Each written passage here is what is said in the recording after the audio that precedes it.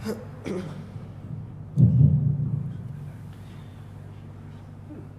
اللہ الرحمن الرحیم نحمده ونصلی علی رسولہ الکریم اما بعد. الحمدللہ کل کی مجلس میں یہ گفتگو ہو رہی تھی کہ کفار کی سازشوں میں سے ایک سازش یہ بھی تھا کہ نبوت کے 6 سال میں یا 7ویں سال میں سرداران مکہ نے مشورہ کر کے یہ کہا کہ جو بھی لوگ آپ صلی اللہ علیہ وسلم کی مدد کرتے ہیں ان سے اور خود آپ صلی اللہ علیہ وسلم سے ہم بائیکاٹ کرتے ہیں، یہاں تک کہ یہ لوگ آپ صلی اللہ علیہ وسلم کو ہمارے حوالے نہ کر دیں، اور ہم ان سے قطع تعلق ان امور میں کریں گے کہ ان میں سے کسی کے ساتھ شادی نہیں کر سکتے، ان میں سے کسی کے ساتھ بے و فروخت نہیں کر سکتے، ان میں سے کسی کے ساتھ ملنا جلنا جائز نہیں ہے، ان میں سے کسی کے ساتھ بات کرنا بھی جائز نہیں ہے. اور یہ بائیکاٹ ہم اس وقت تک جاری رکھیں گے جب تک کہ یہ لوگ خود راضی نہ ہو جائے کہ ہم آپ صلی اللہ علیہ وسلم کو قتل کر دیں، اور ہم ان کو اس بات پر مجبور کریں گے. چنانچہ مسلمانوں نے بہت تکلیف اٹھائی تھی. آپ صلی اللہ علیہ وسلم کے خاندان والے جو مسلمان نہیں تھے ان لوگوں نے بھی کئی تکلیف اٹھائی تھی، اور بچے بھوک سے رونے لگے، عورتیں چلانے لگے، اور حال اسی طرح رہا 3 سال تک کہ یہ معاملہ ختم ہو گیا تھا. لیکن ابھی ایک مصیبت ختم ہوئی کہ آپ صلی اللہ علیہ وسلم کے سر مبارک پر ایک دوسری مصیبت ڈالی گئی کہ آپ صلی اللہ علیہ وسلم کے چچا اور آپ کے سب سے بڑے مددگار ابو طالب کا انتقال ہو گیا تھا. اور صرف یہ نہیں کہ ان کا انتقال ہوا بلکہ کفر کی حالت میں ان کا انتقال ہو گیا تھا. آپ صلی اللہ علیہ وسلم ان کے پاس تھے کہ ان کا انتقال ہو رہا تھا کہ اے چچا ایک مرتبہ آپ کلمہ توحید پڑھ لے، ایک مرتبہ لا الہ الا اللہ پڑھ لے، آپ پڑھ لیجئے کہ میں سفارش کروں گا، میں ذمہ دار بنوں گا قیامت کے دن. لیکن ابو طالب کی زبان سے جو آخری الفاظ نکلے کہ میں عبد المطلب کے ملت پر ہوں، یعنی میں شرک کی حالت میں مر جاتا ہوں، اور میں شرک کی حالت پر ہوں، اور اسی حالت میں ان کا انتقال ہو جاتا ہے. آپ صلی اللہ علیہ وسلم کو ان کے چچا کے گزرنے سے تو بہت سخت تکلیف ہوئی، بہت سخت. آپ صلی اللہ علیہ وسلم نے جیسے کل بتایا تھا کہ میں تو برابر دعا کرتا رہوں گا آپ کے لیے چچا جان، لیکن پھر اللہ سبحانہ وتعالیٰ نے قرآن آیت نازل فرمائی، اور اسی طرح ایک اور آیت بھی نازل فرمائی آپ صلی اللہ علیہ وسلم کو تسلی دینے کے لیے کہ آپ ہدایت نہیں دے سکتے جس کو آپ چاہتے ہیں، لیکن اللہ سبحانہ وتعالیٰ ہدایت دیتا ہے جس کو وہ چاہتا ہے. یعنی ہدایت صرف میرا کام ہے، یہ آپ کے اوپر نہیں ہے. تو آپ صلی اللہ علیہ وسلم کو اس بات سے بہت تکلیف لائق ہوئی تھی. اور حضرت عباس رضی اللہ عنہ سے مروی ہے کہ انہوں نے آپ صلی اللہ علیہ وسلم سے سوال کیا تھا کہ یا رسول اللہ، آپ کے چچا ابو طالب انہوں نے آپ کی بہت مدد و نصرت کی تھی، اور اسی طرح آپ نے بھی ان کے حق میں کچھ دعا مانگی ہے وغیرہ، تو کیا سب کچھ بیکار، ان کی محنتیں بیکار، آپ کی سفارش بھی بیکار؟ تو آپ صلی اللہ علیہ وسلم نے جواب میں فرمایا کہ ابو طالب ابھی جہنم میں ہے، بلکہ ابو طالب ابھی اس کے دونوں پیروں پر آگ کی 2 چپل ہے، صرف یہی، آگ میں نہیں بلکہ صرف اس کے پیر پر آگ کی 2 چپل ہے. اور اس کا اثر یہ ہے اور اس کا نتیجہ یہ ہے کہ ابو طالب کا جو دماغ ہے وہ اس طرح ابل رہا ہے جس طرح چولہے پر ہانڈی ابلتی ہے. صرف آگ کے 2 چپل پہننے سے دماغ ابل رہا ہے. اور ابو طالب وہ کیا گمان کر رہا ہے؟ ابو طالب اس گمان میں ہے کہ اگر آج جہنم میں کوئی ہے تو میں ہوں جس کو سب سے بدترین عذاب ہے. مجھے سے بدترین عذاب کسی کو نہیں دیا جا رہا ہے، صرف میں ہوں. اور آپ صلی اللہ علیہ وسلم پھر اس سے آگے کیا فرماتے ہیں؟ حالانکہ یہ جہنم کا سب سے ہلکا عذاب ہے.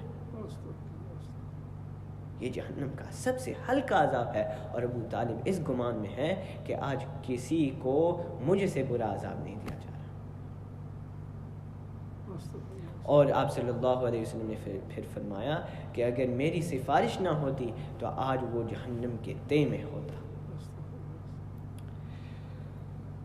اور جیسے میں نے عرض کیا کہ آپ صلی اللہ علیہ وسلم کو تو بہت تکلیف ہوئی تھی، بہت تکلیف.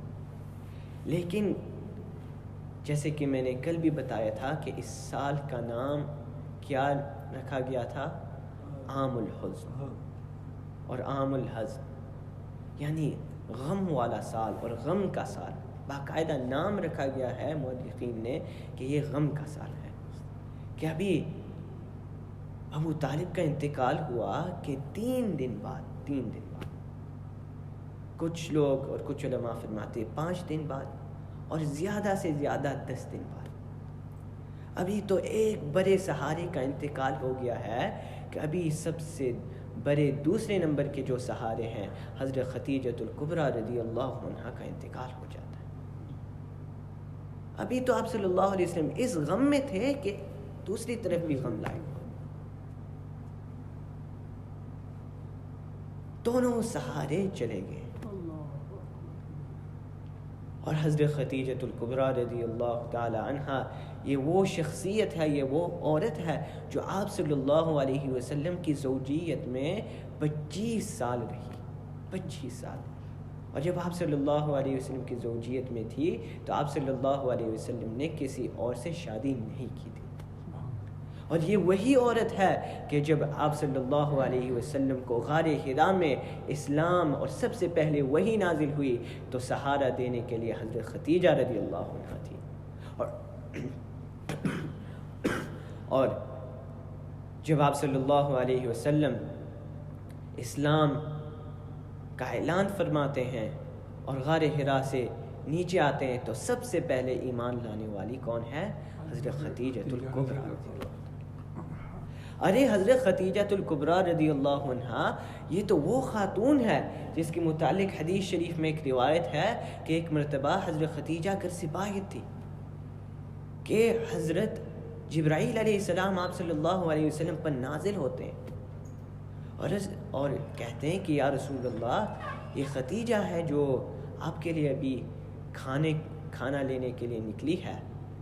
جب وہ واپس آ جائے تو ان کو ان کے رب کی طرف سے، ان کے پروردگار کی طرف سے، ان کے اللہ رب العزت کی طرف سے سلام کہنا. اللہ رب العزت کی طرف سے سلام کہنا اور میری طرف سے سلام کہنا. اور پھر ان کو یہ بشارت دینا ایک محل کا جنت میں جو موتی سے بنا ہوگا، جس میں نہ کوئی قسم کا شور ہوگا، جس میں نہ کوئی قسم کی تھکاوٹ ہوگی، جس میں نہ کوئی قسم کی مشقت ہوگی. ان کو بشارت دے دینا. اللہ اکبر کبیر. علماء کرام فرماتے ہیں کہ یہ یعنی اللہ سبحانہ و تعالیٰ کا حضرت خدیجہ کو سلام بھیجنا، اس فضیلت میں حضرت خدیجہ کا کوئی شریک نہیں ہے.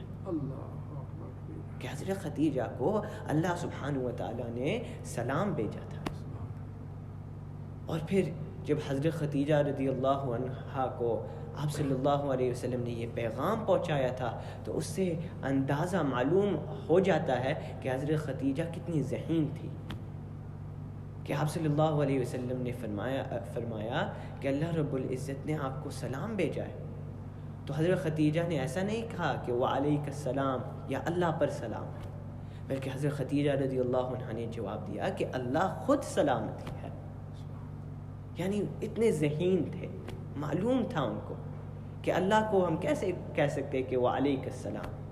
اللہ ہی خود سلامتی ہے، اللہ ہی سے سلامتی ملتی ہے۔ بے شک بے شک۔ تو اس طرح کا جواب دیا اور پھر کہا کہ حضرت جبرائیل علیہ السلام کو میرا سلام ہے۔ اور اسی طرح حضرت خدیجۃ الکبریٰ رضی اللہ عنہا کے انتقال کے بعد آپ صلی اللہ علیہ وسلم برابر ان کو یاد کرتے تھے۔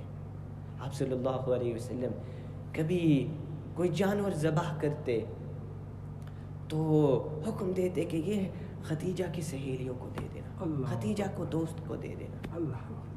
کبھی ایسا ہوتا کہ آپ صلی اللہ علیہ وسلم آرام سے لیٹے ہوئے ہوتے کہ دروازے پر دستک دیا جاتا کہ آپ صلی اللہ علیہ وسلم چونک جاتے، اٹھ جاتے۔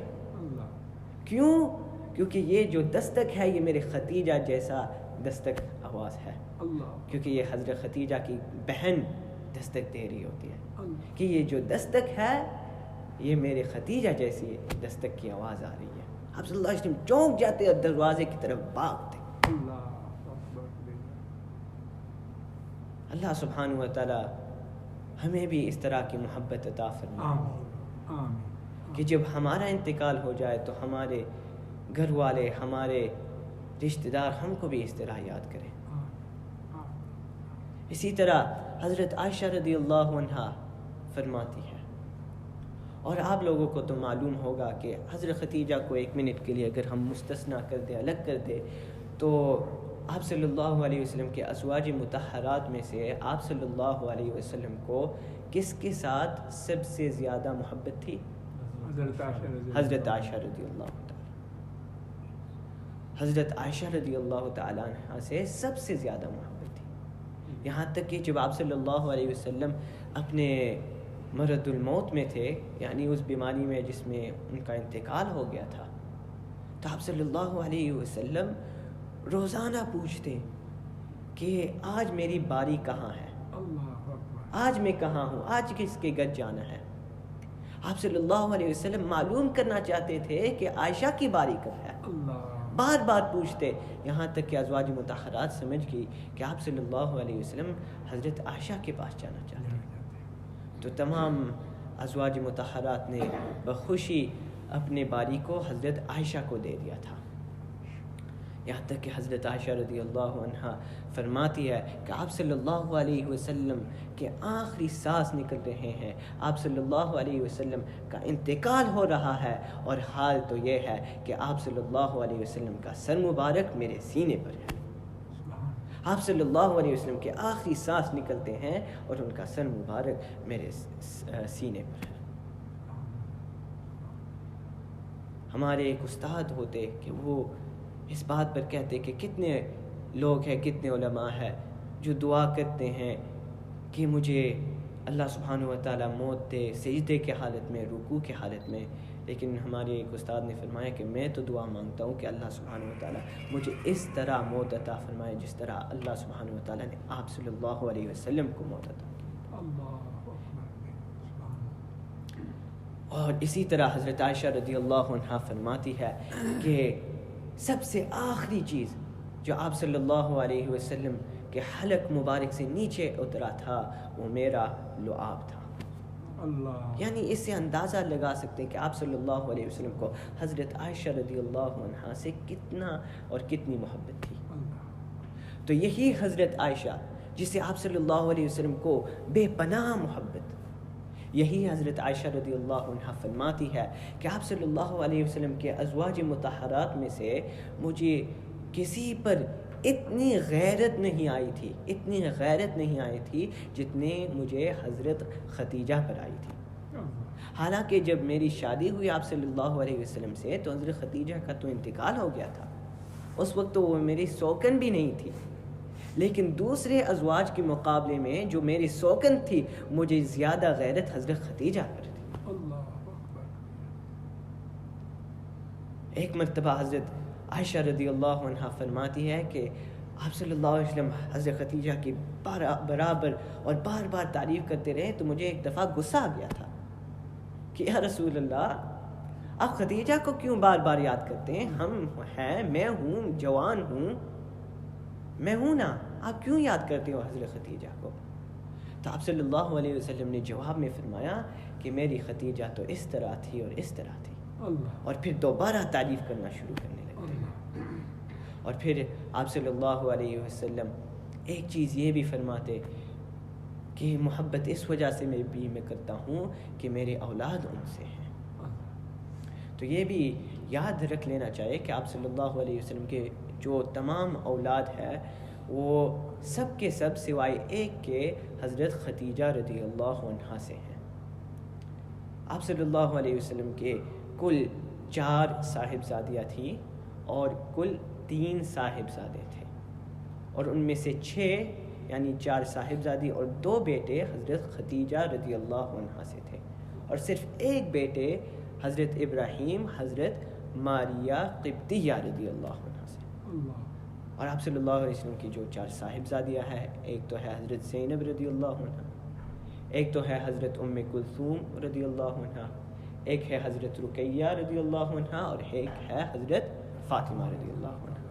اور جیسے کہ آپ کو معلوم ہے کہ حضرت فاطمہ کا جو نکاح ہوا حضرت علی رضی اللہ عنہ سے، اور حضرت ام کلثوم اور حضرت رقیہ کا نکاح ہوا کس سے؟ حضرت عثمان رضی اللہ عنہ سے۔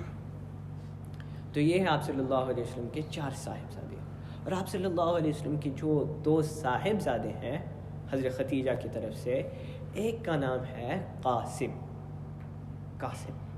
چنانچہ آپ صلی اللہ علیہ وسلم کی جو کنیت تھی وہ تھی ابو القاسم۔ آپ صلی اللہ علیہ وسلم کی کیا کنیت تھی؟ ابو القاسم۔ کہ کبھی ہم حدیث شریف اگر پڑھیں تو کبھی کبھی صحابہ کرام آپ صلی اللہ علیہ وسلم کو اس طرح پکارتے تھے کہ یا ابو القاسم، تو ابو القاسم، تو یہ آپ صلی اللہ علیہ وسلم کی کوئی ذاتی نام نہیں تھی بلکہ یہ کنیت تھی۔ اور ابو القاسم کا مطلب کیا ہے؟ اس کا مطلب ہے قاسم کے ابا۔ تو کیونکہ آپ صلی اللہ علیہ وسلم کے ایک صاحبزادے کا نام تھا قاسم، چنانچہ آپ کی کنیت یہ پڑ گئی تھی ابو القاسم۔ اور آپ صلی اللہ علیہ وسلم کے جو دوسرے صاحبزادے تھے ان کا نام تھا حضرت عبداللہ، جو حضرت ختیجہ کی طرف سے تھے۔ تو ایک ہے حضرت قاسم اور ایک ہے حضرت عبداللہ۔ اور مسلم شریف کی روایت میں ہے کہ سب سے زیادہ پسندیدہ نام اللہ سبحانہ و تعالیٰ کے نزدیک ایک ہے عبداللہ اور ایک ہے عبد الرحمن۔ چنانچہ اگر ہمارے یہاں کوئی اولاد ہو تو سب سے زیادہ پسندیدہ نام اللہ سبحانہ و تعالیٰ کے یہاں عبداللہ اور عبد الرحمن۔ اور اسی طرح روایتوں میں آتا ہے کہ آپ صلی اللہ علیہ وسلم نے خود فرمایا سمو باسمی، کہ میرے نام پر نام رکھو، یعنی اپنے بچے کا نام محمد رکھو۔ اور اسی طرح دوسری روایتوں میں یہ بھی آتا ہے کہ انبیاء کرام کے نام پر نام رکھو۔ تو اس زمانے میں تو ہم نئی نام منتخب کرنا چاہتے ہیں، لیکن جو نام منتخب کرنا چاہیے وہ ہے اس کرائٹیریا پر، عبداللہ، عبد الرحمن، محمد اور انبیاء کرام۔ چنانچہ ایک لطیفہ سنا کر جاتا ہوں کہ ایک مرتبہ حضرت کے پاس کوئی آئے تھے اور نام کے لیے کہ ہمارے یہاں بچہ ہوا، کچھ نام دے۔ حضرت نے کچھ نام دیے تھے۔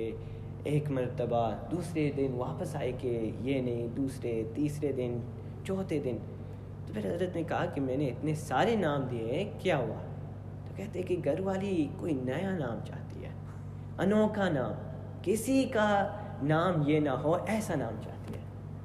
تو حضرت نے پھر جواب میں دیا اگر ایسا ہی ہو تو جو میں نے نام دیے یہ تو میرے علم میں ہے، لیکن ہاں میرے پاس چند نام ہے جو انوکھے ہیں، جو نئے ہیں، جو کسی نے نہیں رکھا ہے۔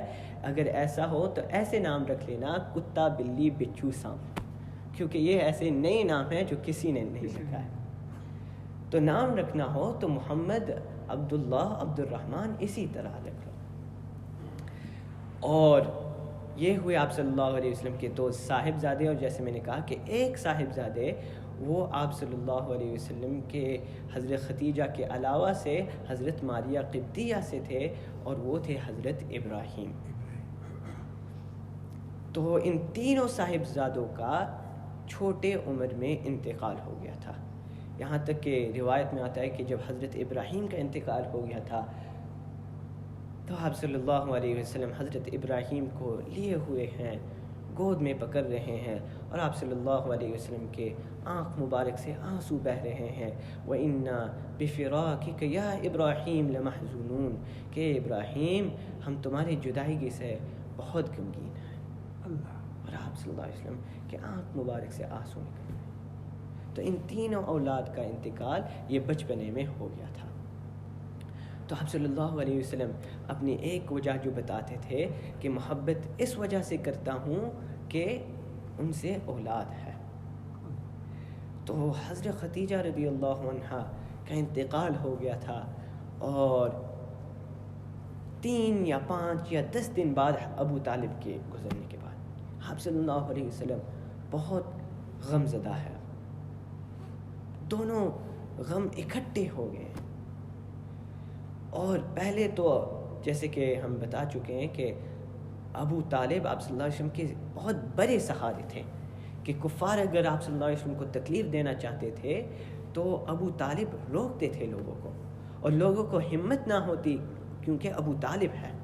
لیکن ابو طالب دنیا سے چلے گئے تو اب پہلے تو صرف بڑے لوگ اور سردار آپ صلی اللہ علیہ وسلم کو تکلیف دیتے تھے، اب تو چھوٹے چھوٹے لوگ بھی آپ صلی اللہ علیہ وسلم کو تکلیف دے رہے ہیں. آپ صلی اللہ علیہ وسلم کو برا بھلا کہہ رہے ہیں، آپ صلی اللہ علیہ وسلم کو ستا رہے، تکلیف دے رہے ہیں. تو چنانچہ اس کے بعد آپ صلی اللہ علیہ وسلم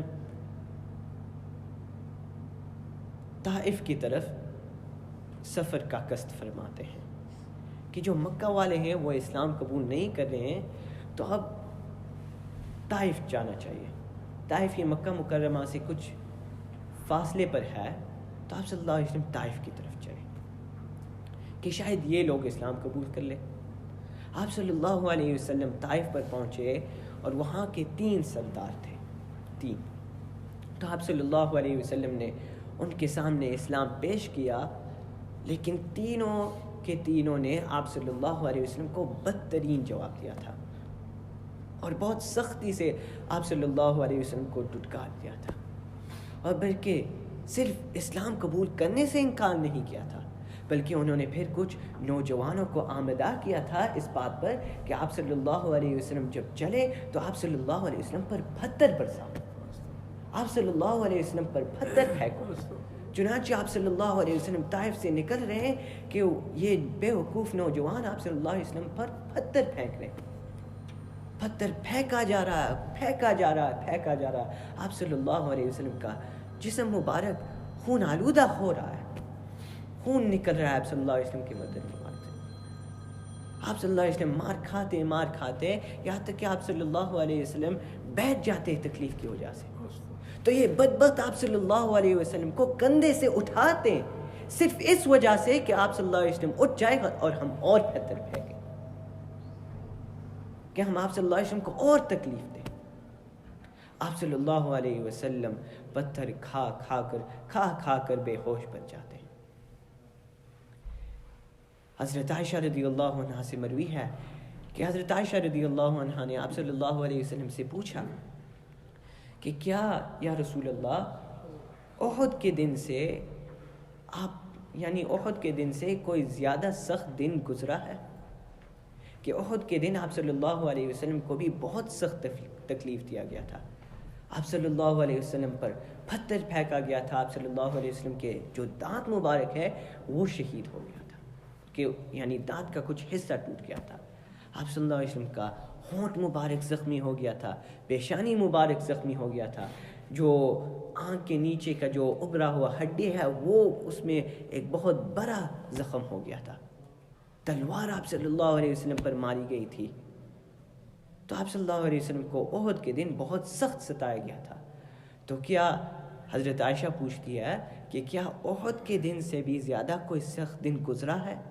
تو آپ صلی اللہ علیہ وسلم نے جواب دیا کہ ہاں، احد کے دن سے بھی ایک دن ہے جو زیادہ سخت گزرا ہے، اور وہ ہے طائف کا دن. تو اس کے بعد آپ صلی اللہ علیہ وسلم جب افاقہ پاتے، مار کھا کر آپ صلی اللہ علیہ وسلم بے ہوش ہو گئے تھے، تو جب افاقہ پایا تھا اس وقت کیا ہوا تھا، تو انشاءاللہ اگلے ہفتے اس کے متعلق گفتگو کریں گے. وآخر دعوانا الحمدللہ رب العالمین.